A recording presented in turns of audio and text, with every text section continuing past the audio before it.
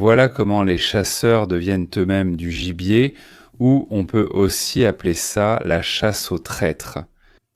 Des milliers d'employés des agences fédérales sont tombés dans les filets, les sponsors locaux. Les terroristes sont identifiés. Tout cela ressemble à un même enchevêtrement de la situation actuelle en Amérique. Souvenez-vous, Jean-Ché Vysotsky, il y a une chasse au loup. La chasse est lancée. Eh bien, nous allons vous montrer maintenant notre incomparable Glenn Beck et son célèbre tableau. Il dessine tout le temps des tableaux, montre des graphiques au tableau, fait des schémas à la craie. Il a commencé il y a 30 ans, mais comment ? Comme disque jockey avec une émission de radio musicale, en fait une petite radio, que des millions de personnes ont soudainement commencé à écouter sans raison apparente. Même pas à cause de la musique, parce qu'en réalité tout le monde diffusait de la musique, tout le monde jouait pratiquement la même chose, mais parce que tout le monde était curieux. Il racontait des histoires, des blagues, des anecdotes, il commentait parfois quelque chose de politique, il glissait soudainement ça dans ses propos. Glenn a été remarqué, transféré sur Fox et chaque jour, pendant des années, 3 millions de téléspectateurs fidèles le regardaient à l'écran. Et bien sûr, lors des jours particulièrement importants, il y en avait beaucoup plus. Permettez-moi de vous montrer quelques réalisations, quelques bonnes choses qui se passent. Après des années de violence politique, l'administration Trump a reconnu Antifa comme organisation terroriste intérieure. Et je veux vous montrer précisément certains des termes utilisés dans cette définition. Il est affirmé qu'il s'agit d'une entreprise militariste et anarchiste, qui utilise des moyens illégaux pour organiser et mener une campagne de violence. Cette campagne comprend des efforts coordonnés. Il recrute et radicalise des jeunes Américains utilisant des mécanismes sophistiqués pour dissimuler financement et opérations. Je veux attirer votre attention là-dessus, car vous n'avez jamais entendu Antifa être décrite de cette manière, du moins pas par les démocrates ou par quiconque dans les médias traditionnels ou les groupes de réflexion libéraux. On a essayé de nous présenter Antifa. Eh bien, ces braves gens brûlaient, tuaient, frappaient nombre des étudiantes à la tête avec des tuyaux, prenaient d'assaut des entreprises, des universités. Et on essayait de nous faire croire que ce n'étaient que quelques groupes isolés de pauvres, vous savez, du genre étudiant, ou simplement de gentils enfants libéraux progressistes à peine sortis de l'adolescence. Voilà ce qu'on nous disait. Voilà ce que vous aviez l'habitude de voir. Antifa est un mouvement politique décentralisé sans civilisation, sans direction centrale. Montrez-moi un autre exemple ici. Nous sommes Antifa. Antifa est un mouvement décentralisé sans leader. Qu'en dites-vous? Un mouvement politique large et décentralisé. D'accord. Donc il est décentralisé et sans leader. Tu as compris? C'est bien. Il nous martèle ces mots dans la tête encore et encore. Et c'est dans chaque source. Pourquoi font-ils ça? Eh bien, c'est assez évident. Et cette dernière source décrit involontairement la raison de la tromperie. En décrivant les méthodes d'Antifa, il les qualifie, je cite, de moyens extraordinaires, radicaux et dans certains cas violents et illégaux. Voilà tout. Cela doit être décentralisé, cela doit être une action individuelle, cela doit être sans leader. Car politiciens, police, militants et autres complices savent que si des actes violents et illégaux ont lieu, toute personne aidant à les organiser ou financer doit aller en prison. Et aucun de ces gens ne veut aller en prison. Ils vont utiliser tous ces fous, mais eux-mêmes ne veulent pas aller en prison. Donc, ils sont une organisation décentralisée et sans leader. Je vais expliquer. Si c'est une structure organisée avec des leaders, de la discipline, du financement, des membres formés, alors si cette organisation brûle, casse, blesse ou tue, Dieu nous en préserve, ceux qui la soutiennent seront poursuivis en justice pour complicité. Donc, en conséquence, on nous ment. Un mouvement décentralisé organisant des formations à Philadelphie et ailleurs, sans leader ni organisation apparente. Qui organise cela? Des universités comme le City University of New York à New York, ils ont des cours entiers sur l'Antifa mondiale. C'est un cours de 14 semaines sur l'activisme révolutionnaire d'extrême gauche dans une université située en plein centre financier du monde. Mais il n'a aucun signe de leader, aucune organisation. C'est des absurdités, et tout le monde le sait. Bien sûr, tout le monde le sait. Mais tant que le pouvoir dans les organes de sécurité et de protection des droits de l'homme était entre les mains des démocrates, les droits de l'homme, je veux dire la police, cet azemprête auto, et ainsi de suite, la garde. C'est-à-dire ceux qui en fait organisaient et finançaient cette antifa organisée, donc nous n'obtenions pas la vérité. Une coïncidence intéressante. La 5e direction du KGB de l'Union des républiques socialistes soviétiques a été dirigée pendant de nombreuses années par le général Philippe Denisovitch Babkov. Il a été l'avant-dernier dirigeant, puis il s'est passé dans une autre structure. Je vais en parler dans une seconde aussi. Il a eu l'idée et développé la fusion entre le KGB et le milieu criminel. En d'autres termes, il travaillait pour déjà, alors que nous croyions encore, l'Union soviétique solide et que nous chantions que personne ne pouvait nous vaincre. Il travaillait déjà pour ce qui allait arriver après l'effondrement de l'Union soviétique. Donc, c'est son idée de fusionner le KGB et le crime organisé, qui a été testée pour la première fois à Saint-Pétersbourg par le lieutenant-colonel Poutine. L'idée était que la partie visible des événements dans la société soit contrôlée par les forces de sécurité. Eh bien, dans ce cas, le KGB, plus quelqu'un d'autre. Et toutes les affaires qu'il fallait que régler, disons, sans que cela ne sorte au grand jour, élimination des concurrents, collecte de pots de vin, contrôle des flux de drogue, de prostitution, et ainsi de suite. Oui, par exemple, les casinos voyaient en circuler d'énormes sommes d'argent. Ils auraient donc agi sous la surveillance du KGB, mais en tant que structure du monde de l'ombre. C'est ainsi par exemple que le port maritime de Saint-Pétersbourg a été pris où il appartenait donc à 3 personnes. Et Sobchak, Poutine est le directeur du KGB de Saint-Pétersbourg, dont j'ai oublié le nom, même si je le connaissais. Mais en réalité, c'était Koumarine, ou plutôt la bande de Koumarine qui contrôlait tout là-bas, et que Poutine a ensuite fait pourrir en prison. Quand je me rendais à Saint-Pétersbourg, c'était en 90, je ne me souviens plus de l'année exacte. Donc, on l'appelait le directeur de nuit. Il est probable que le KGB ait soutenu Poutine car la combinaison entre le monde souterrain et celui de la surface à Saint-Pétersbourg a été très réussie. Boïkov pour ses mérites, ou plutôt, disons, ses soi-disant mérites. Ou alors il était tout simplement devenu trop âgé pour remplir les fonctions qu'il exerçait à la 5e direction. Il est passé chez Most Goussinski, si vous vous souvenez, et il y a occupé un poste formel de chef de la sécurité dans cette entreprise. Mais en réalité, il surveillait la part du KGB dans le holding, qui était bien plus importante que celle de Goussinski. Aux États-Unis, il faisait pareil, comme les prétoriens à Rome, les oprichniki à Moscou, en Russie, et bien d'autres encore. Donc la racaille engagée et entraînée façonnait la société sur commande. Dans ce cas précis, chez nous, c'est le Parti démocrate qui faisait ce sale boulot que, disons, nos chers komsomolo-fascistes ne voulaient pas faire pour des raisons évidentes ou ne voulaient pas changer en taram les pas se faire remarquer.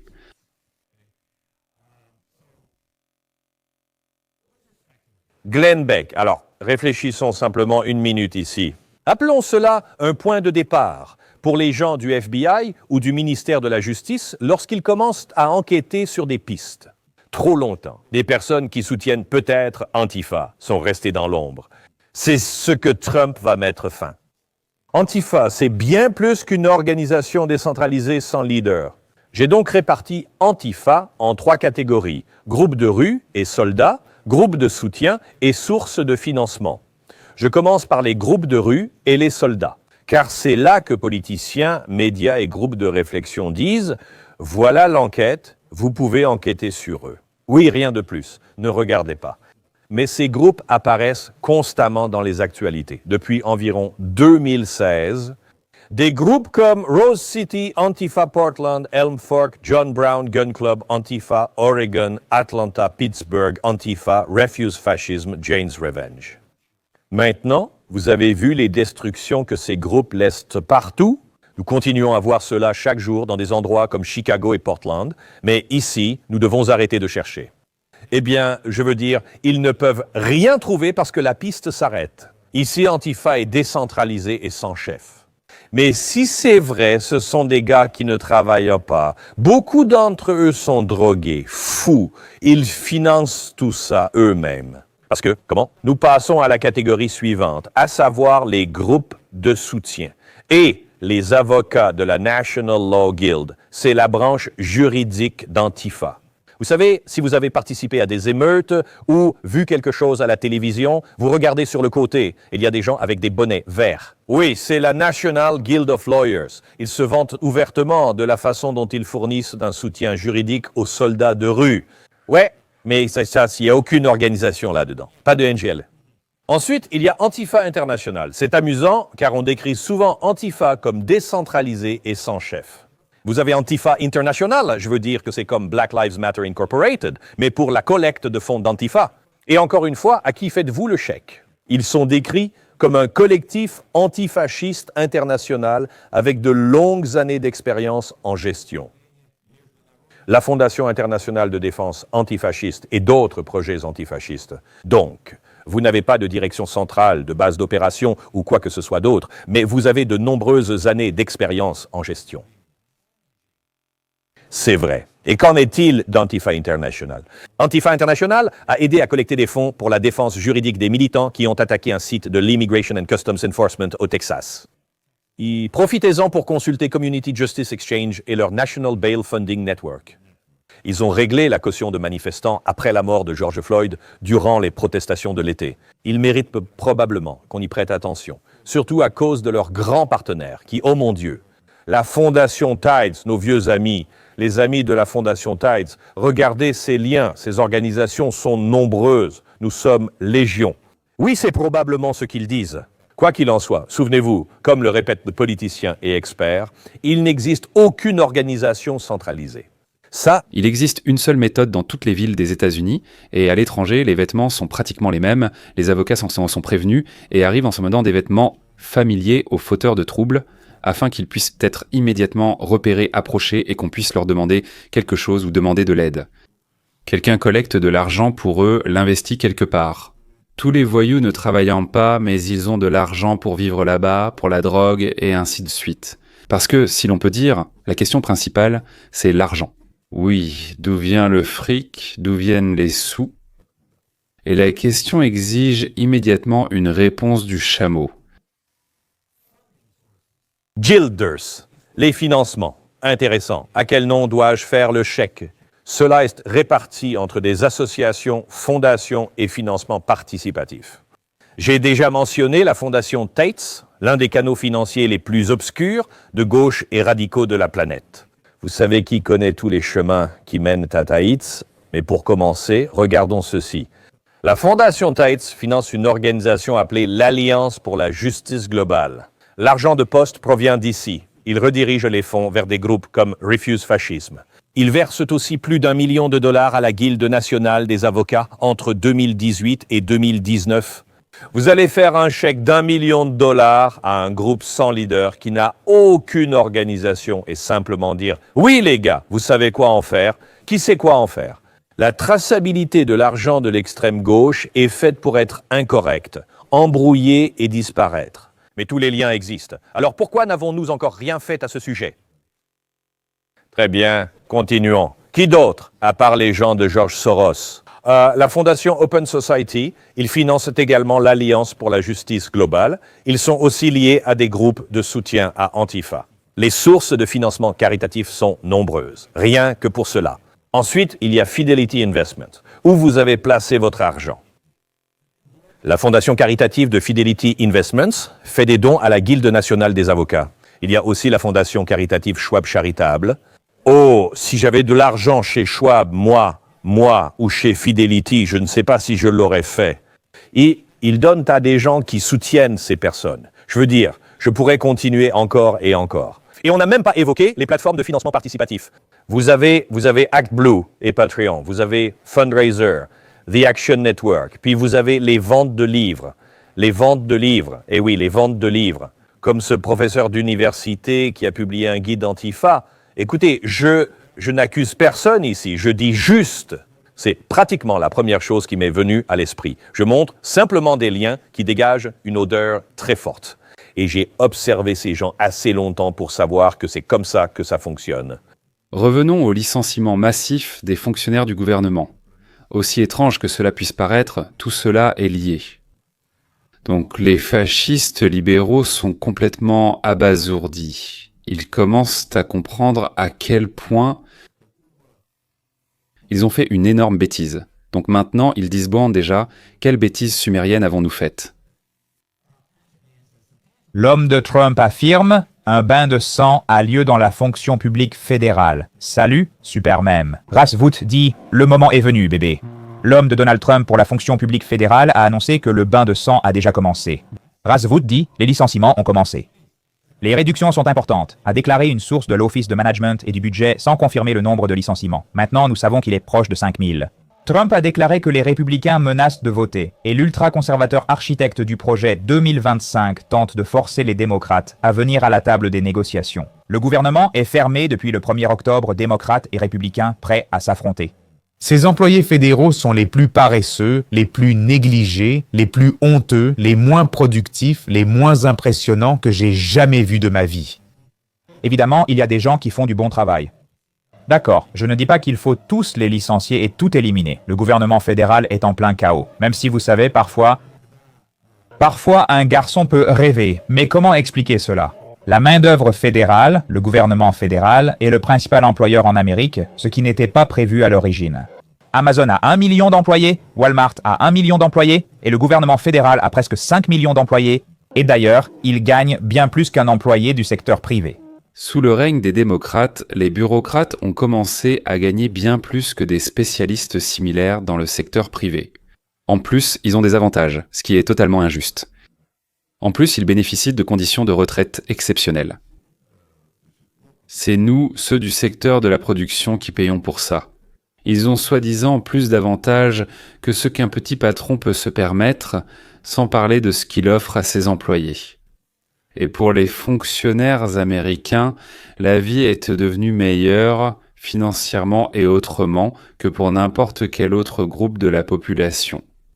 Eh bien, parfois, il faut faire ce qu'on n'a pas envie de faire. Et c'est parce que les démocrates nous ont mis dans cette situation.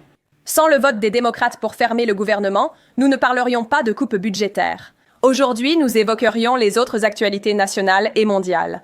Nous parlerions de toutes les choses merveilleuses que cette administration fait pour améliorer la vie des Américains à travers tout le pays. Malheureusement, la vice-présidente des États-Unis et moi devons évoquer ici la fermeture du gouvernement causée par les démocrates. Bien sûr, c'est dommage pour les personnes qui ont soudainement perdu leur source de revenus. Mais aux États-Unis, de nombreuses nouvelles entreprises commencent à être construites et exploitées. Je parle du fait que Donald Trump a récemment attiré des investissements étrangers et nationaux. Nos entreprises investissent, tout comme de nombreux États et sociétés étrangers, avec d'importantes sommes. Pourquoi? Parce que nous assistons à l'essor d'un tout nouveau secteur. C'est une révolution. La première révolution était la soi-disant révolution industrielle qui a commencé à peu près après qu'Isaac Newton a énoncé des principes montrant que tout dans le monde obéit aux mêmes lois.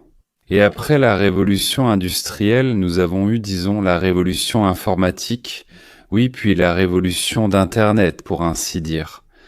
Et maintenant, il y a la révolution de l'intelligence artificielle qui, apparemment, produira une impression tout aussi stupéfiante sur tout le monde que la révolution industrielle. C'est-à-dire qu'elle éclipsera la construction des chemins de fer, les ordinateurs et tout le reste. Donc, à cause de cela, un grand nombre d'emplois commencent à apparaître, où l'on aura besoin de personnes que l'on pourra former à quelque chose. Ce sont justement ceux qui ont été renvoyés. Maintenant, pour eux, disons, une excellente opportunité s'ouvre de commencer à faire quelque chose d'utile dans leur vie. Peut-être déménager dans un autre État, dans une autre ville, comme l'ont fait leurs parents, comme l'ont fait les parents de leurs parents. Mesdames, messieurs, à cet instant même, les démocrates perdent complètement leur sang-froid parce que le président Trump vient tout juste de tenir sa promesse de commencer à réduire le gouvernement fédéral. Comme vous le savez tous, nous en sommes aujourd'hui au 11e jour de la fermeture du gouvernement fédéral, une fermeture entièrement provoquée par Chuck Schumer et les démocrates. Et maintenant, le président Trump a décidé de leur faire goûter à leur propre médecine. Et qu'est-ce que cela signifie vraiment? Cela signifie ce qui suit. Tard dans la nuit dernière, l'administration Trump a officiellement licencié plus de 4000 employés fédéraux inutiles et redondants, exposant finalement le blocage démocrate non seulement comme une erreur catastrophique de leur part, mais aussi comme une opportunité de vraiment assécher le marécage. Alors, les amis, pour vraiment commencer le rapport d'aujourd'hui, regardez ceci. Russ Vought, le chef de l'Office de Management et du Budget, a publié ceci il y a quelques minutes. C'est un tweet très direct et pertinent sur X. Il a dit « Si vous pouvez le montrer, les réductions ont commencé. Cela indique une baisse d'effectifs. » Russ Vought est venu en parler avec le président Trump dans le bureau ovale. La semaine dernière, lorsque la fermeture du gouvernement a commencé, ils ont essayé de déterminer quels organismes ils pourraient suspendre temporairement ou définitivement ou fermer. Une grande partie consiste à licencier des employés fédéraux. Une source de l'Office de gestion et du budget nous informe en ce moment que non seulement les réductions ont commencé, mais qu'elles sont importantes.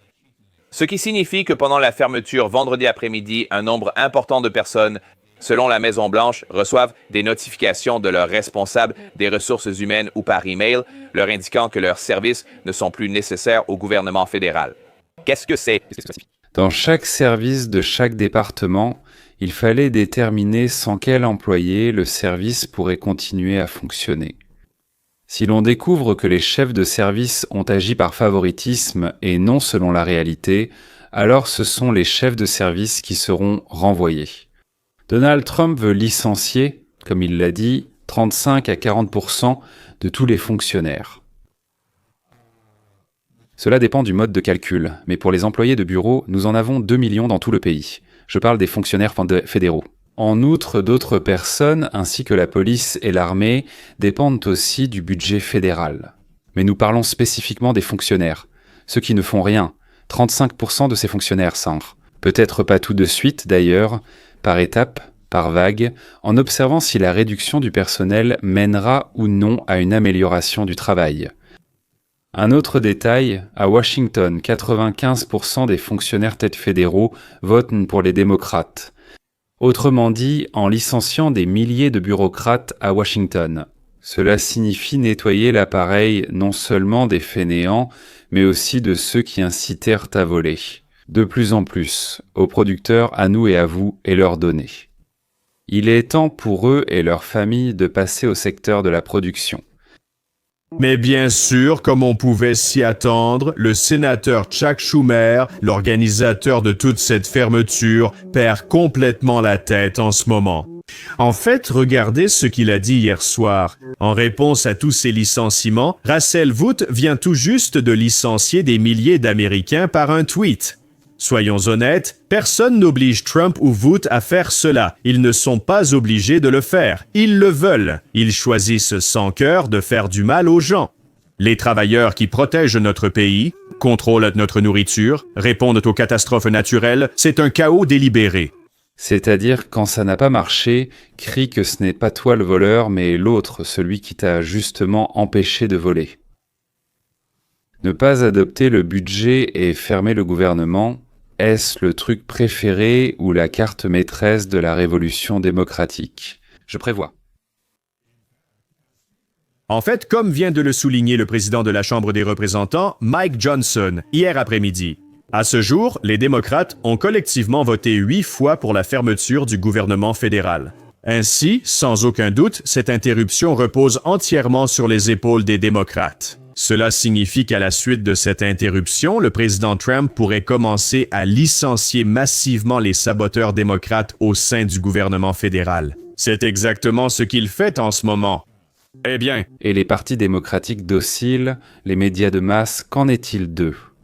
Comment réagissent-ils? Vont-ils dire ne serait-ce qu'un mot de vérité, ou bien comme d'habitude, je n'entends rien, je ne vois rien et je mens? Et nous avons découvert quelles agences, ici, ce vendredi après-midi, envoient actuellement des notifications de réduction de personnel, en fait des licenciements, à leurs employés. Et je viens tout juste d'entendre de la part d'un représentant du département de la santé et des services sociaux qu'ils font partie de ces agences, de ces départements qui vont aller de l'avant avec les réductions. On m'a dit que cela toucherait plusieurs divisions et que, sous Biden, le département était devenu trop grand. Voici ce qu'a déclaré le représentant.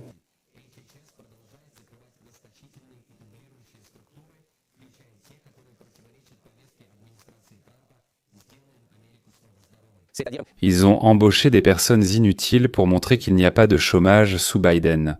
Ils prenaient simplement des gens et leur payaient un salaire à nos frais. Et les personnes en trop, elles gênent, non seulement elles n'améliorent rien, mais elles aggravent encore la situation.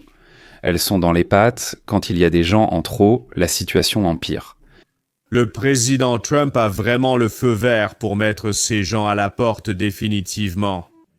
En fait, sur cette note, regardez ça. Et à propos de combien D'emploi permanent? parlez-vous? Vous voulez que je le fasse? Eh bien, je peux vous dire, je pourrais vous le dire dans 4 ou 5 jours si cela continue. Si cela continue, ce sera significatif. Et beaucoup de ces emplois ne reviendront jamais, mais vous aurez en fait un budget beaucoup plus équilibré. Alors, mesdames et messieurs, cela soulève une question très intéressante. Combien d'argent avons-nous gaspillé pour tous ces employés fédéraux totalement inutiles? J'ai déjà calculé, si Trump licencie 35%, soit 800 000 fonctionnaires comme rapporté, cela économisera environ 160 milliards de dollars par an.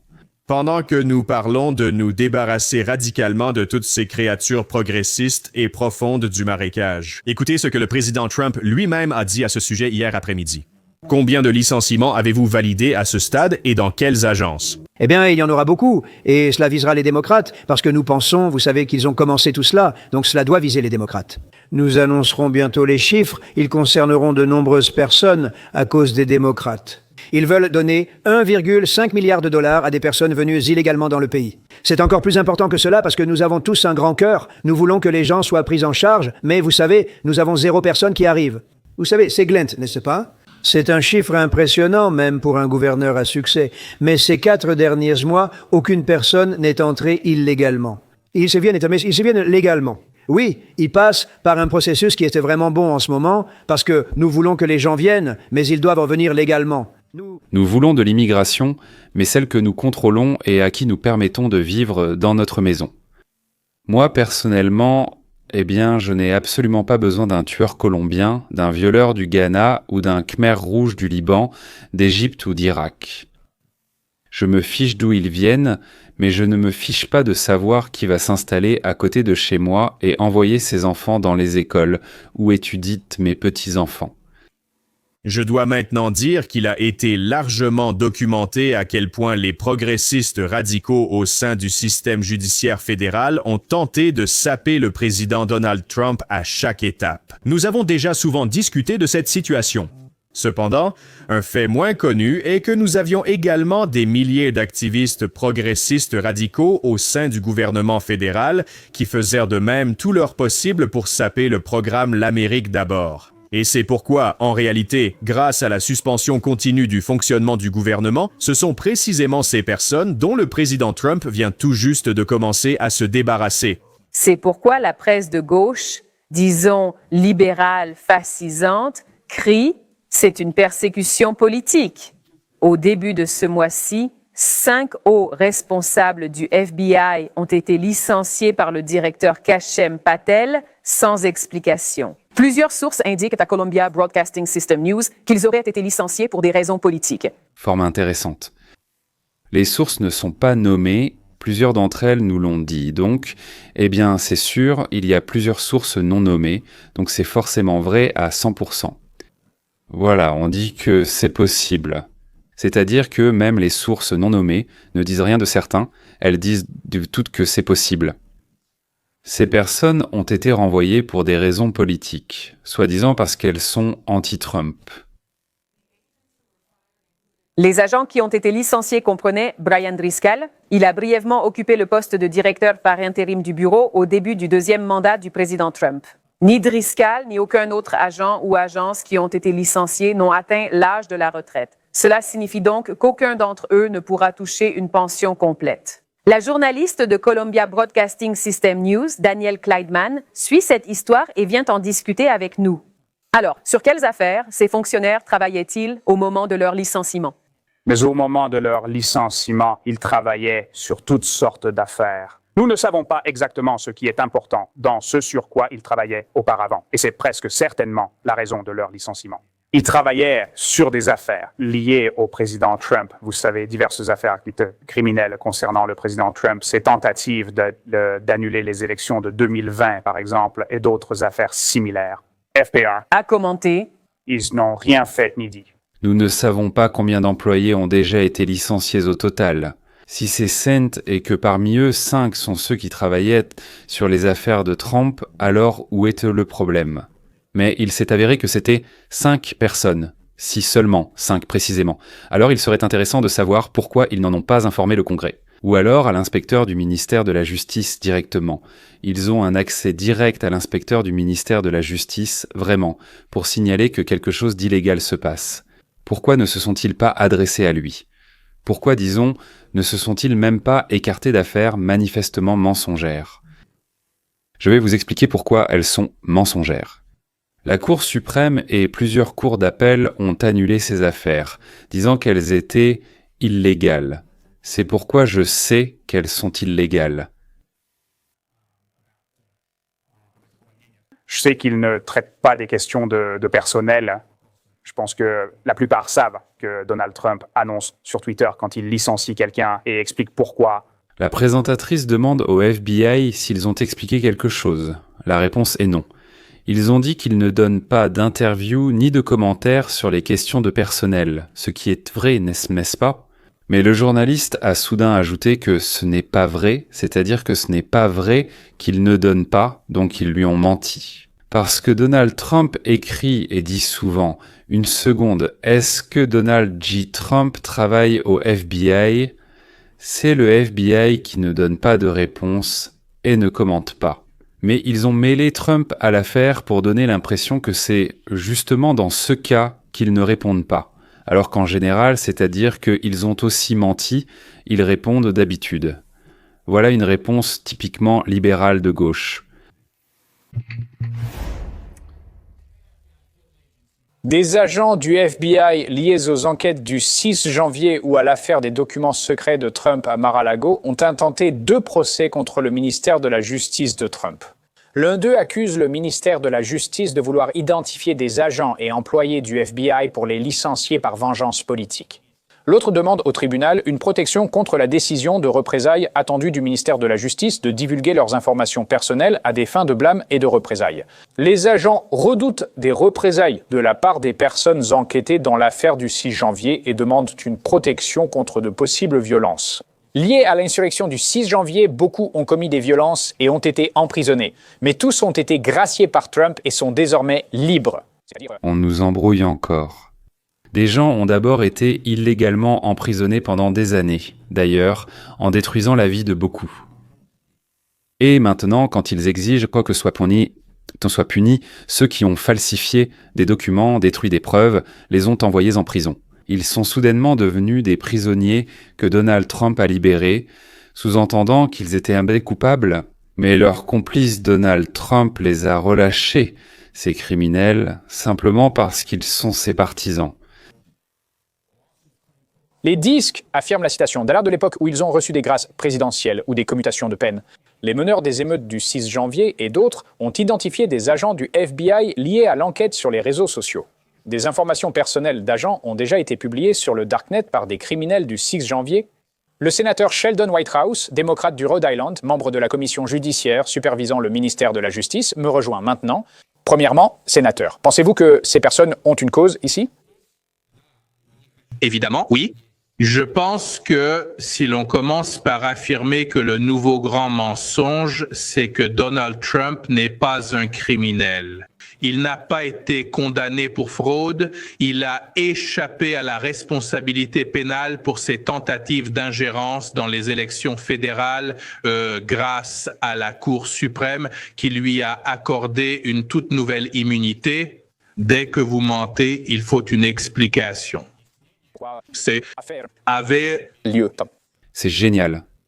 Trump est un criminel et s'il n'avait pas été acquitté par la Cour suprême, il serait en prison. Vous ne trouvez rien d'étrange dans cette affirmation ? En fait, les États-Unis le doivent. Il existe un principe, appelé la présomption d'innocence, et tant que tu n'as pas été condamné par un tribunal, tu es innocent. Mais pour eux, Trump est coupable. Mais c'est comme si le juge Nenaruk l'avait acquitté et libéré de toutes les accusations à la Cour suprême des États-Unis. Mais il reste quand même coupable et il serait en prison si ce n'était pas pour la Cour suprême des États-Unis. Ainsi, les chasseurs sont devenus le gibier. Ceux qui pensaient qu'ils étaient intouchables, eh bien, la procureure générale de New York, Letitia James, le sénateur de Californie, Adam Schiff, l'ancien conseiller à la sécurité nationale, John Bolton, le directeur du FBI, Comey. L'ancienne secrétaire d'État Hillary Clinton, son mari, l'ancien président Bill Clinton, un autre ancien président Barack Obama, l'ancien procureur général sous Obama, le directeur de la CIA, le directeur du renseignement national. Des dizaines et des centaines d'autres parmi les intouchables deviennent des intouchables. Et j'espère ils deviendront bientôt infréquentables. J'espère qu'ils entraîneront au fond les mêmes créatures et salauds avec eux, pour ne pas s'ennuyer en coulant. C'est tout pour aujourd'hui. À la prochaine.